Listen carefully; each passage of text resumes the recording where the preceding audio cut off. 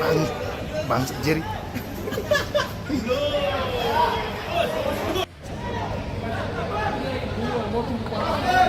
Indonesia is not only a great country, but also great.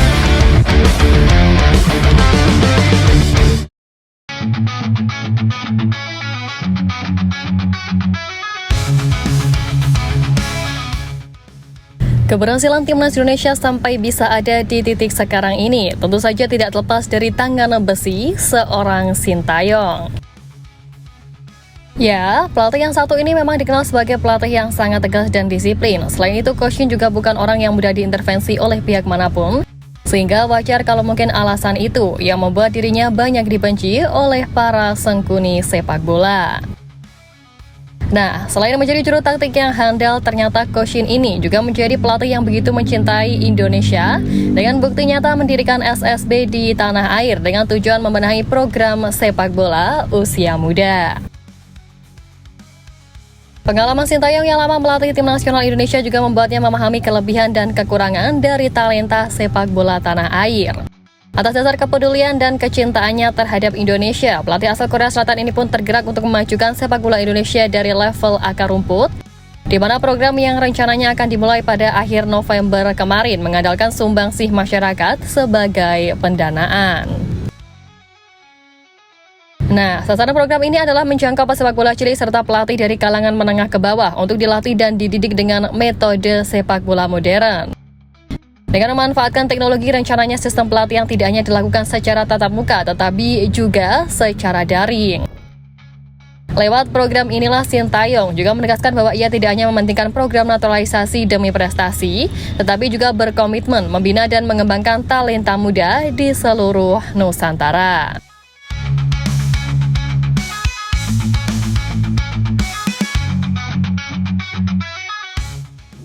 Ya, belakangan ini bagi banyak anak, sepak bola memang lebih dari sekedar hobi, melainkan juga mimpi untuk mencapai prestasi yang lebih tinggi. Itu sebabnya memupuk bakat sepak bola sejak dini menjadi langkah yang penting untuk membantu anak mencapai potensi maksimalnya. Nah, memupuk bakat sepak bola sejak dini seperti yang dilakukan oleh Coach Shin ini juga menjadi investasi yang sangat berharga bagi masa depan anak. Sebab selain manfaat fisik, mental, dan sosial, sepak bola juga dapat menjadi sarana untuk menyalurkan energi dan juga minat anak. Dan dengan dukungan yang tepat pun, anak-anak berbakat dapat tumbuh menjadi pemain sepak bola yang handal dan juga membanggakan bangsa. Nah, maka dari itulah peluncuran STY Foundation ini sebagai upaya untuk menemukan, mengembangkan, dan mendukung talenta muda sepak bola Indonesia.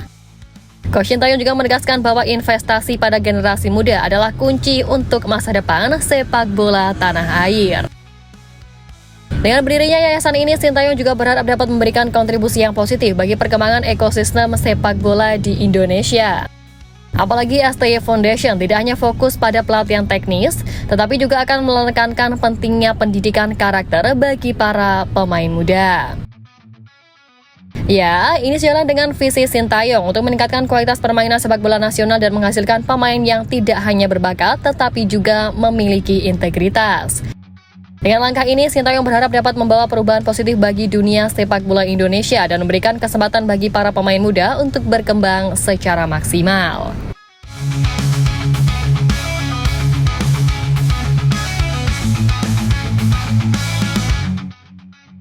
Selain itu, seperti yang kita tahu juga, Sintayong telah melatih timnas Indonesia selama 4,5 tahun dan juga telah mendapatkan perpanjangan kontrak hingga 2027. Tahun ini pun Sintayong juga dianugerahi Golden Visa oleh Presiden Joko Widodo sebagai pengakuan atas kontribusinya yang signifikan terhadap sepak bola, terutama dalam prestasi dan juga peningkatan peringkat FIFA timnas Indonesia.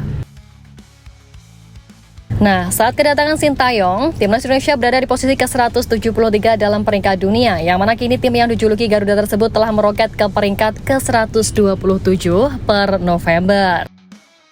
Selain itu, Sintayong kini juga sedang berjuang membawa tim nasional Indonesia untuk lolos ke putaran final Piala Dunia 2026. Yang menariknya, jika target itu tercapai, pelatih asal Korea Selatan tersebut memiliki nazar yang siap dijalankan, yaitu tinggal di Indonesia seumur hidup. Saya mungkin harus tinggal di Indonesia selama sisa hidup saya. Hidup di Indonesia sangat luar biasa. Ya, Sintayong menilai bahwa supporter tim nasional Indonesia sangat mencintainya, di mana buktinya nama Sintayong selalu dieluk-elukan hampir dalam setiap pertandingan timnas Indonesia hingga membuat pelatih asal Korea Selatan itu takjub akan hal itu.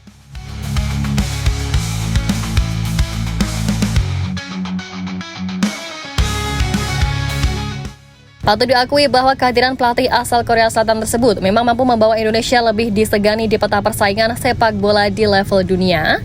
Apalagi dengan mimpi besar yang ingin diwujudkan sang pelatih yang telah jatuh cinta pada keramahan masyarakat Indonesia tersebut. Ya, putaran final Piala Dunia sendiri bukanlah hal baru bagi Sintayong, sebab dia pernah menggemparkan dunia saat menukangi Korea Selatan di edisi Rusia 2018 lalu, di mana pasukannya berhasil menumbangkan grup dengan skor 2-0, sehingga ada pengalaman berharga yang dapat dipetik dari momen bersejarah itu yang bisa dia tularkan ke sepak bola Indonesia. FIFA juga menyoroti langkah Sintayong dalam menurunkan pemain muda untuk turnamen bergengsi ASEAN atau AFF.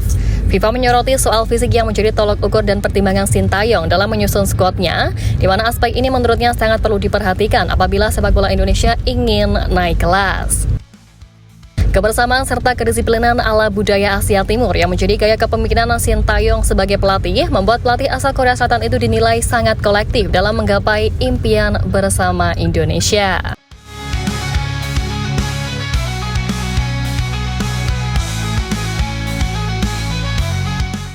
Ya, segala hal yang ditunjukkan Coach Shin selama memimpin timnas Indonesia sejauh ini memang sangat berpengaruh terhadap kualitas dari timnas Indonesia sendiri. Tapi segala hal itu nyatanya juga masih dijadikan bahan kritikan oleh pandit abal-abal yang tak habis-habis melihat sisi buruk dari Coach Shin. Benar, siapa yang tak tahu kalau semenjak timnas Indonesia dinahkodai STY, Bung Toel menjadi salah satu orang yang paling depan melontarkan kritik keras terlebih saat skuad Garuda menelan kekalahan. Bung Toel juga cukup keras mengkritisi Sintayong atas kegagalan menembus babak semifinal di AFF kemarin tanpa melihat keberhasilan tim Garuda yang sejatinya sudah sejauh ini. Tapi meski begitu, Coach Shin mengakui tidak dendam kepada Bung Toel, hanya saja ia sedikit jengkel sebab usahanya untuk tim Merah Putih kerap dinilai negatif. Pelatih asal Korea Selatan itu pun juga sadar bahwa pribadinya tidak bisa memuaskan semua orang. Menurutnya pasti ada saja pihak-pihak yang selalu berbeda pendapat. Lebih lanjut, STY menyampaikan jika seorang mendapatkan dukungan 100%, maka kemungkinan besar orang tersebut akan menjadi otoriter, sehingga ya dengan kritikan dapat menjadikannya lebih banyak evaluasi diri untuk kedepannya. Kemudian terakhir, Sintayong juga menepis kabar yang menyebut dirinya memakai buzzer untuk menyerang Bung Toel, sebab menurutnya reaksi keras dari warganet tanah air terhadap kritik Bung Toel tersebut merupakan reaksi alami.